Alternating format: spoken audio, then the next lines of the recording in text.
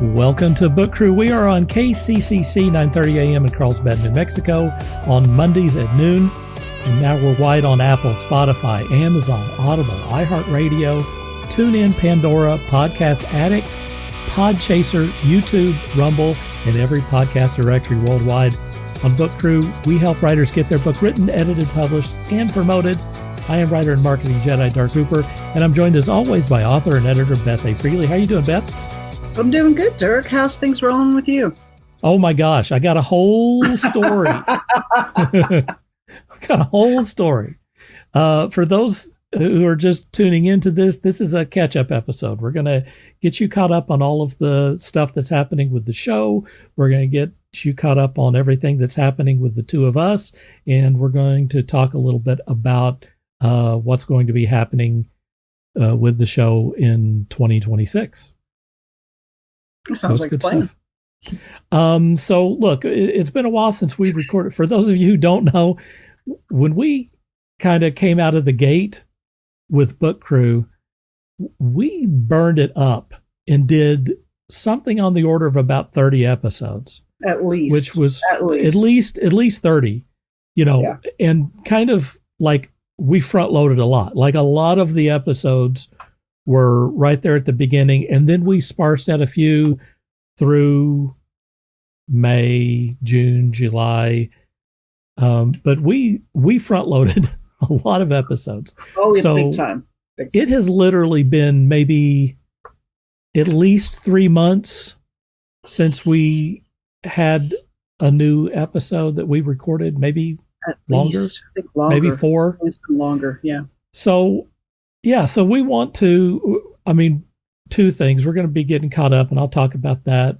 But, we're going to try to do fewer episodes at a time so we can kind of stay a little bit more current with what's going on, so that we're not talking about going out to the swimming hole and then broadcasting it during winter. That sort of craziness. And also it also allow us to, since Beth is releasing 4 books a week, it would allow us not quite that many. Okay, maybe not as many as that. It would allow us to keep up on new releases, and also help the people who, we do a lot of interviews with people. If we're more current, then whatever it is that they have coming up, we'll be able to record the episode and then get it out to you when it's more relevant for our guests and stuff. Okay, so I'm going to start because I've had all kinds of crazy stuff happen to me, which is part of the reason why it's taken us this amount of time to get back to new episodes. Let me say, I'm not going to get too much into this, but I ended up in an emergency room about 3 months ago. Yeah, that's where it started. And, thanks to Beth for encouraging me. I was literally on Facebook talking to her when I was going, and like I said, I don't want to get into all of the stuff.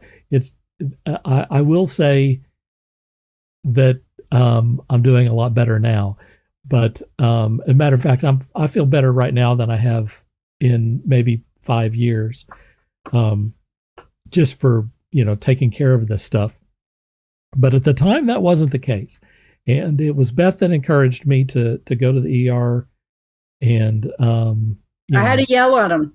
I'm a typical dude who doesn't really have to go to the ER unless it's an emergency, and it ended up being an emergency, and also put me on the path to unwinding a lot of stuff, and maybe most importantly, taking care of my health, which is something that everyone out there should be doing.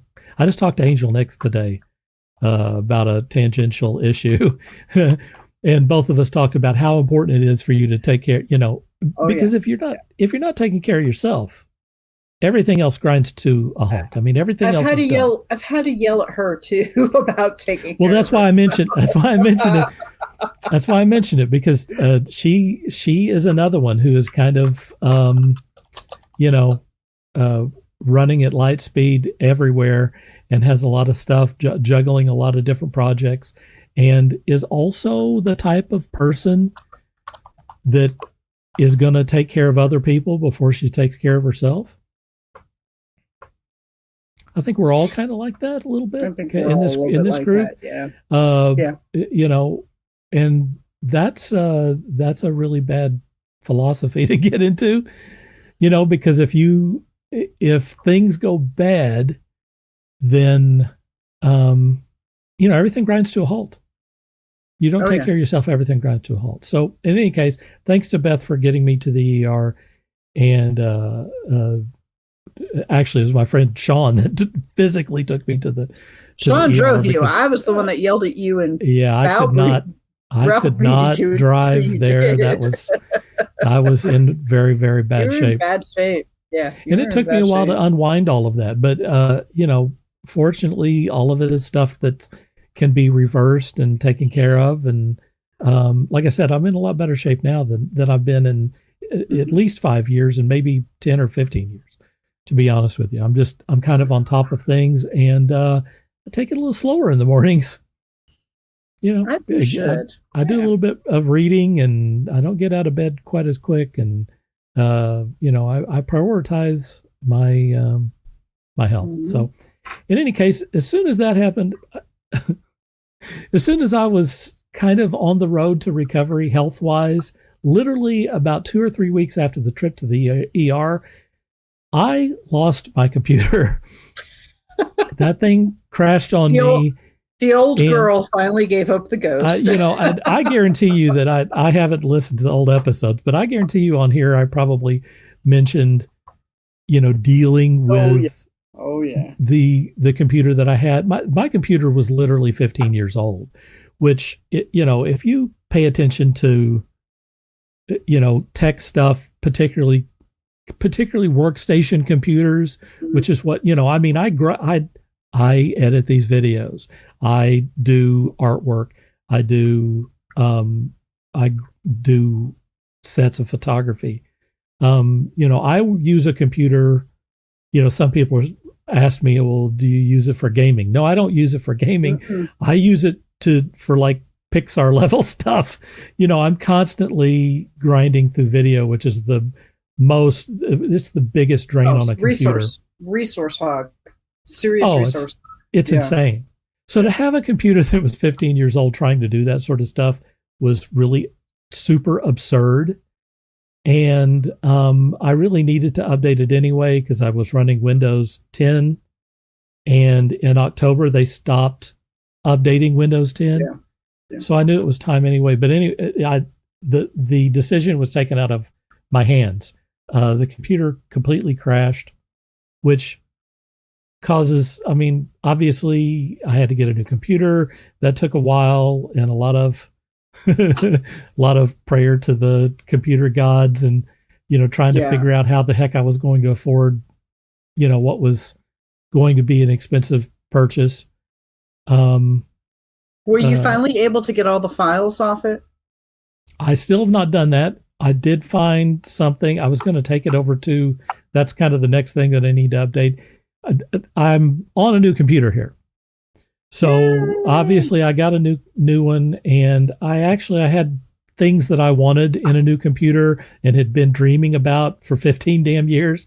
And I got everything that I wanted. I mean, it's entirely possible that there's stuff out there that I don't know about that I could use, but like all of the benchmarks and things that I wanted to hit with the computer, I hit all of those things with this one. Nice. And, you know, I'm going to knock on some wood. I haven't hit anything yet that this thing can't do. Like, let me give you an example. I worked through a set of photos, 100 photos in Lightroom. Mm-hmm. Usually what I would do is when I would set up all of the things that I wanted it to do and then have it grind through those photos and work them and transfer them from being a Canon file into being a JPEG. Right. I would usually go take a walk, or I would go get some coffee or whatever. I needed about 15 minutes to grind through 100 photos. Right. This time it took me 10 seconds. So Holy that's cow. the difference. Yeah, that's That's a the big difference. So Yeah. 10 minutes versus 10 seconds with this new computer. That's the difference of what I'm dealing with. And it's just, I mean, it's just amazing. It's just amazing to finally be at the point where I can, you know, do the work I need to do. I'm still not fully set up. I mean, I've had this computer now for about a month, and I'm still not fully set up because you don't understand when you're dealing with the sort of stuff that I'm dealing with, particularly Clip Studio Paint Pro. I'm doing artwork, trying to get that thing set up so that it functions like my old setup, the setup that I'd had for a decade. Right. Yeah. What you were used to. Yeah. What I was used to. You know, you have certain brushes that have to function a certain way and everything else. But one great thing is that it's not lagging like it was, and recording stuff like what it does. Clip Studio will record your brush strokes one at a time, right, so that you can play it back as like a process video, which is awesome. Well, on the old computer, that was breaking often. And so with this new one, I did a piece of artwork. It recorded everything, no problems. It's like the dawn of an entirely new day for me. So anyway, those are the two things that I had been dealing with over the past few months while we were playing old episodes and stuff, and kind of the reason why it's taken up till now before I could just kind of get this thing going, because I'm the person who does all the stuff on the back end. And Beth asked about the files.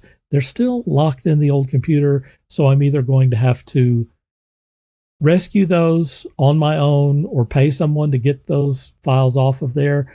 It's entirely possible that those files are lost, in which case I'll have to reverse engineer the all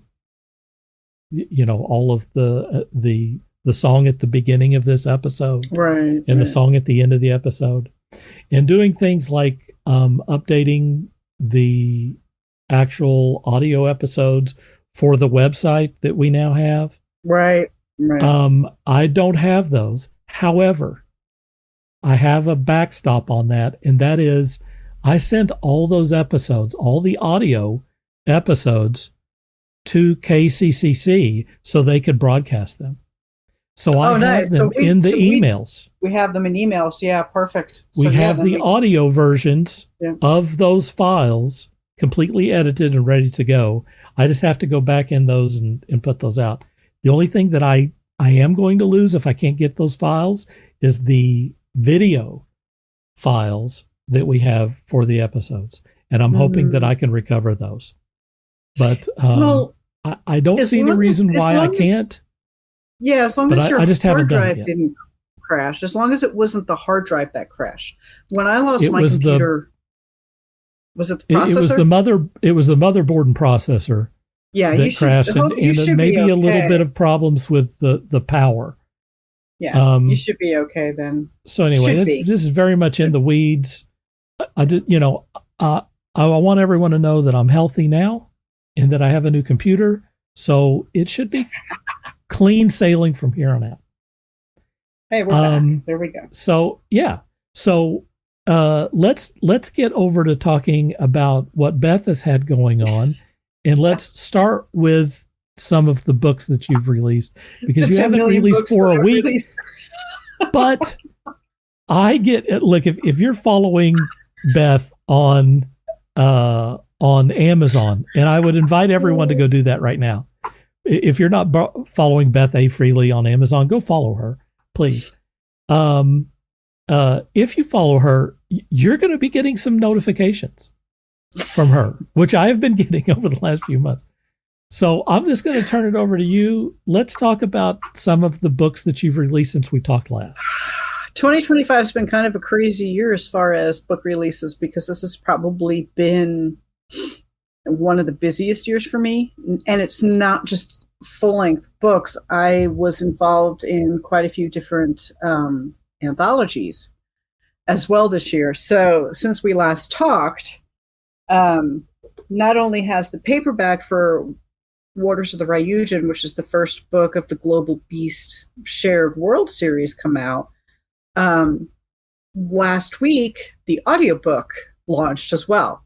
So that is now available as well. I found a young Japanese gentleman by the name of Tuan, who I listened to his audio sample on ACX because I use ACX for all my audiobooks. And I listened to his sample, and he was exactly what I was looking for. And the funny thing is that he was reading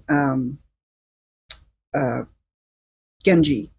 I can't remember the whole name of the book, but it's one of the oldest books in the world, and it was written by a Japanese woman back in the Heian period. So it's one of the oldest books in the world. And I listened to the sample, fell in love with him. And so he took on Waters of the Ryujin, and now I am in talks with him and my niece Catherine to do a co-read of Love of a Samurai. Oh, wow. So he already has the manuscript for Love of a Samurai. He's already reading it, going through it. He absolutely loved Waters of the Ryujin. Loved how I pulled that story together and what I did with it. So they would be reading the two main characters' chapters?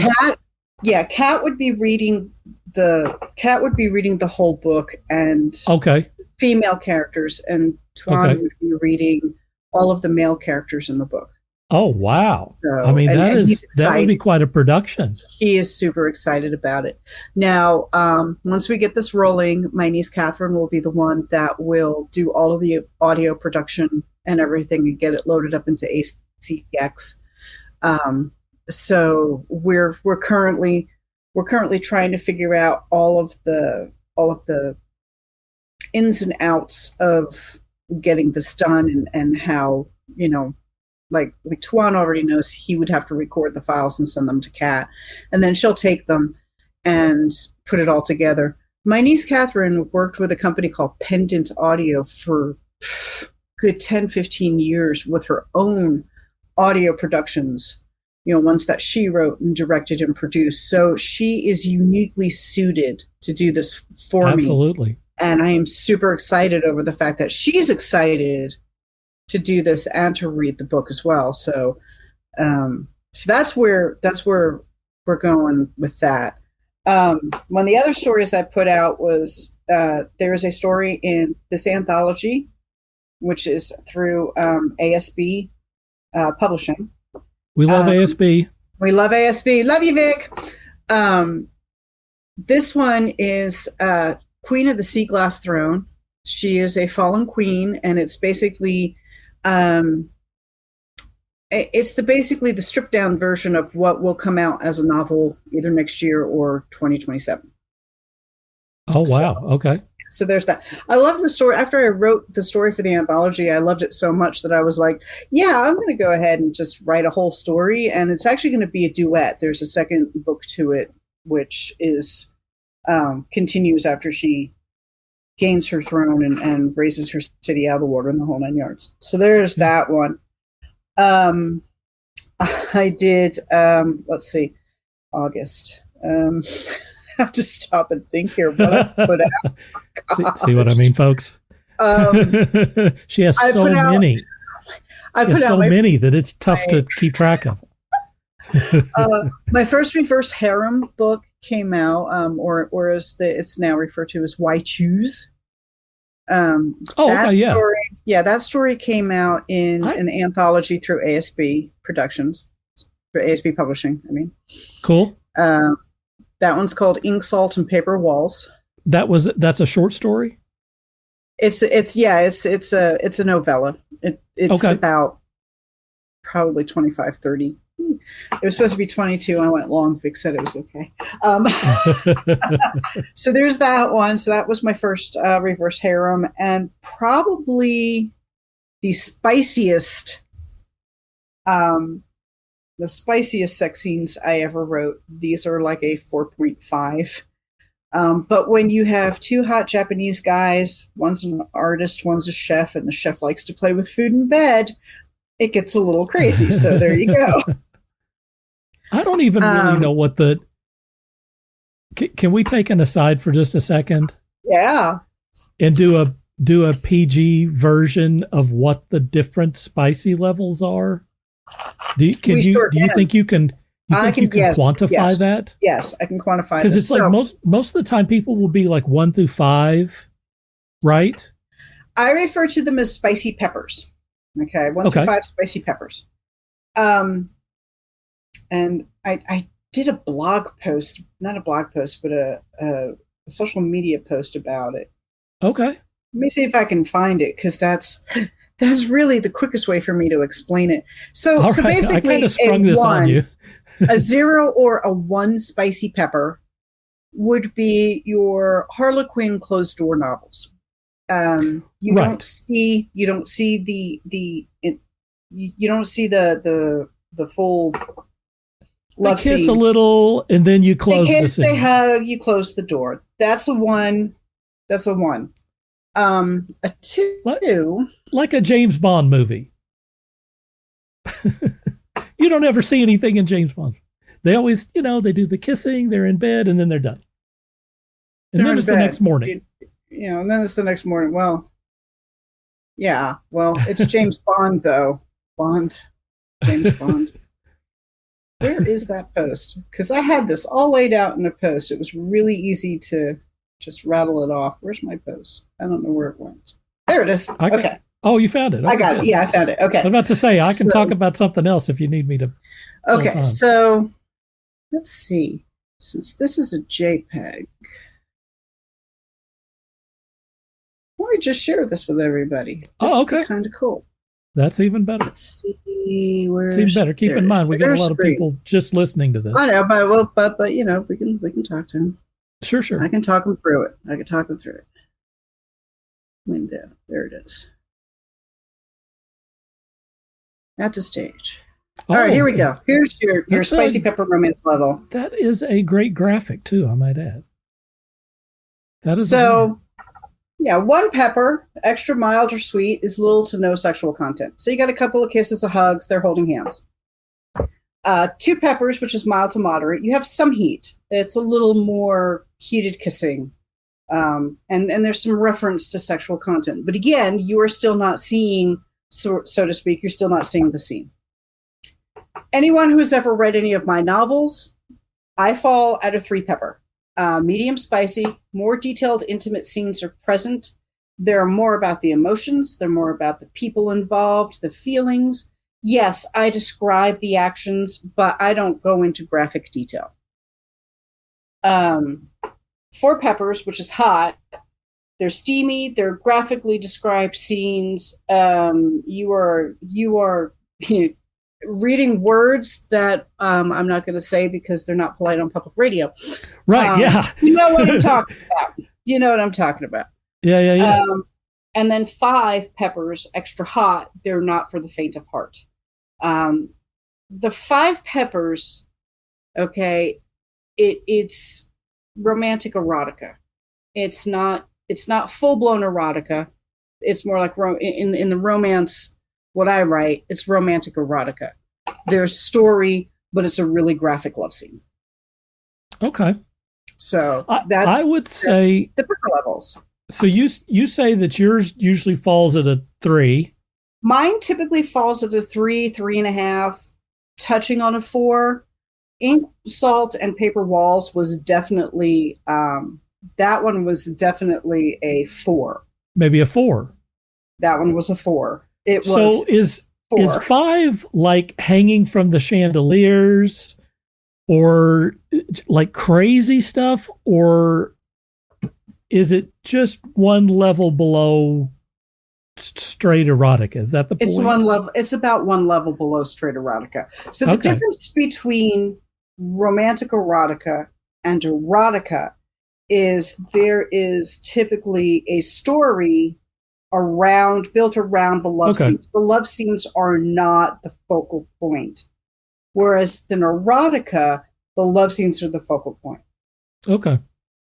So that's say that how we describe the difference. I would say that all of my stuff that that I've written on this subject would be either a 4 or a 5.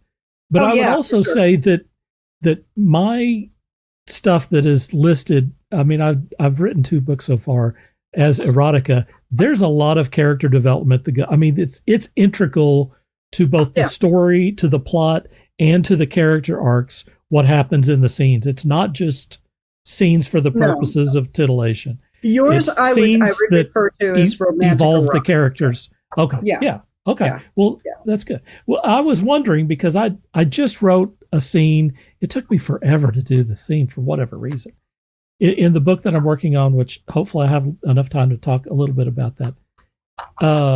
And I was wondering where it fell in this. And looking at this list, I would say it's either a 4 or a 5. Mm-hmm. I'll say 4 on this, but I wanted to know because I wasn't sure exactly what the what the list is, and I appreciate you kind of filling that out for me. So that covers ink salt and paper walls, and then I did a Dark King's book, which is a take on the Japanese, the Shinto Japanese kind of underworld. That was in another anthology. That Angel was involved in. You have taken a real detour into you have no idea yet. Into the exotic East. you have no idea yet. And then I did the most recent one, which came out 4 days ago, is My Christmas Wish. There's a Christmas rom-com that I did with ASB Publishing. So that one's in there. That one was a lot of fun to write. Is that the book that's going to release on Christmas Day? No.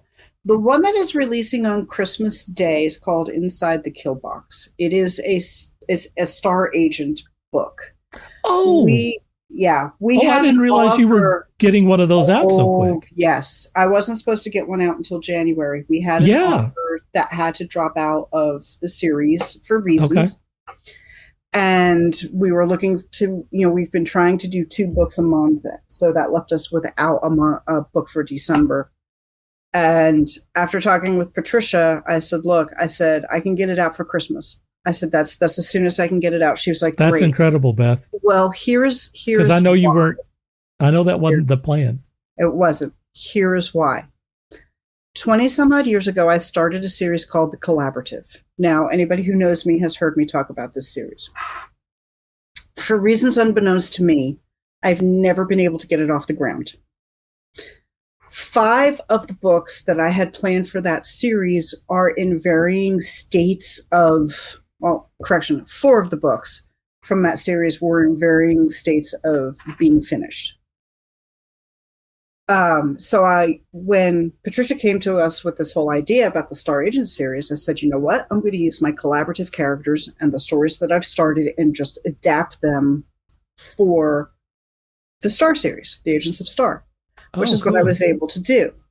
And then I added one more with a brand new character, to kind of fill the storyline. Originally, I was only writing 3 books.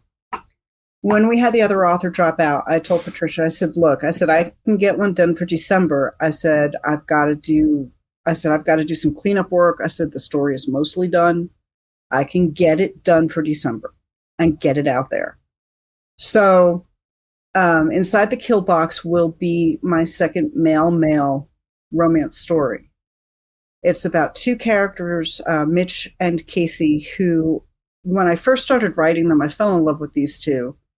And as an aside, any fans of Supernatural, you are welcome because this is Destiel.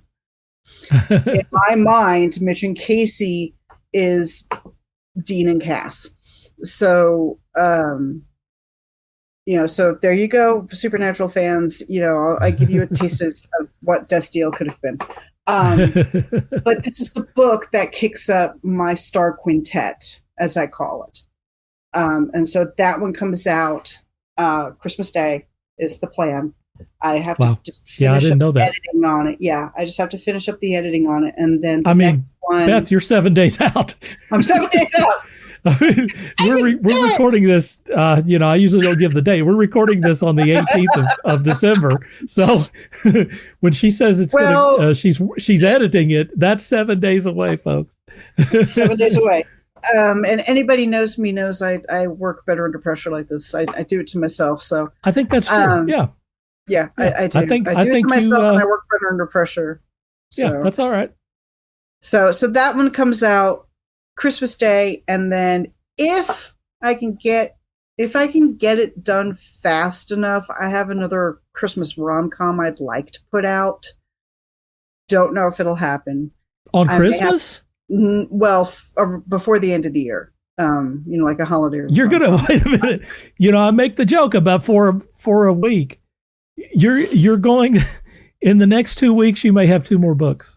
Okay, look. Here's the deal. Okay, you know how they joke around about writers having a file of half-written stories on their computer? Sure. That's I get me. that. That's me.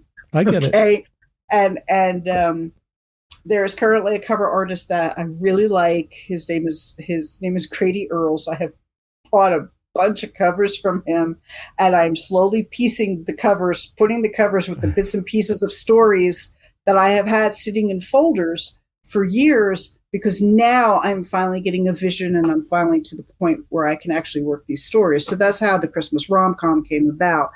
Whether or not I can get it done is a whole nother story. We'll see. It might come out before the end of the year. But oh my gosh, Beth! Yeah.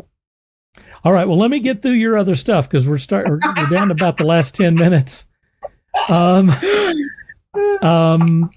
You are going to be doing something for the school SKOOL platform. Please talk about that. Okay, so I have decided that after this year, the only editing I will be doing will be any editing that is contracted through ASB Publishing. I am letting go of the editing portion of the Muses Funhouse.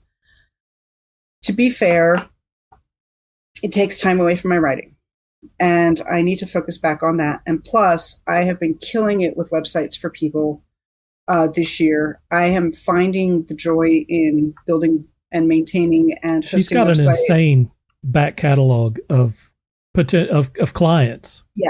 Yeah. I mean, I won't say what it is, but she's busy, folks, and she's busy because if you like the Book Crew podcast.com website, she designed that. For example. Thank you.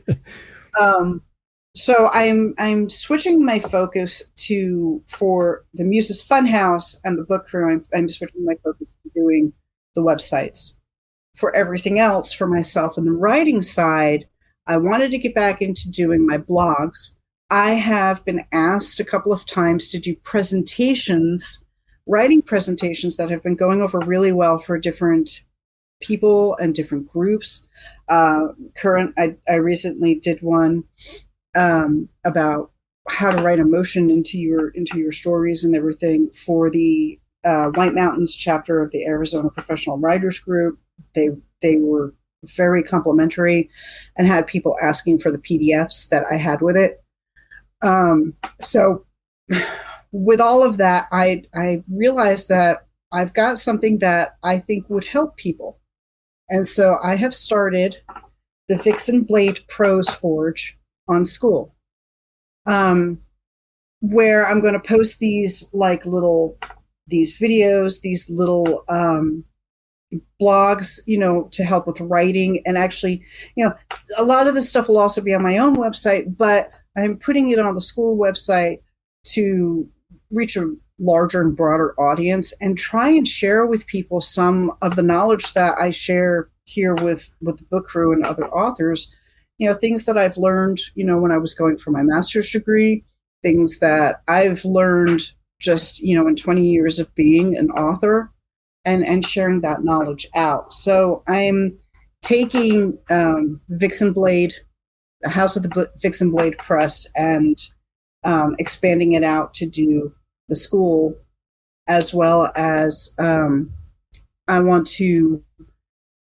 I've started putting together ebooks, like little writing instruction kind of ebooks, and so I will be publishing those under Vixen Blade Press as well.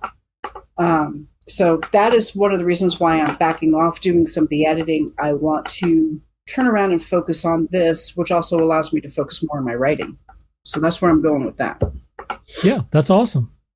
Let's talk about events that you have done recently, or I think this weekend you have an event coming up. I just did a 2-day event in Artesia this weekend, which went really well. And then I have my first event in Roswell on Saturday, which I'm excited about. It's a little pop-up. She was still looking for people. And when I reached out to her, she was like, oh my gosh, an author. She's like, yes. And she did the cutest little TikTok video and tagged me in it, where she had pulled up my bio and stuff. And the lady in the TikTok video, you see her, she's looking at a book and she's like, and everything. It was the cutest. So she's super excited about having me at this pop-up this weekend. But it'll be my first time to get into Roswell and get my books out there to the Roswell crowd. So I'm super excited about that. But the event I really want to talk about, and this one is near and dear to my heart, is there is the Books in Santa Fe event next year. It takes place on May 30th at noon at the Drury Plaza Hotel in Santa Fe.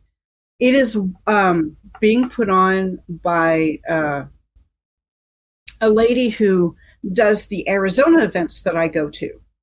So I'm doing 2 of her events this year. One is in Denver, and then one is in Santa Fe.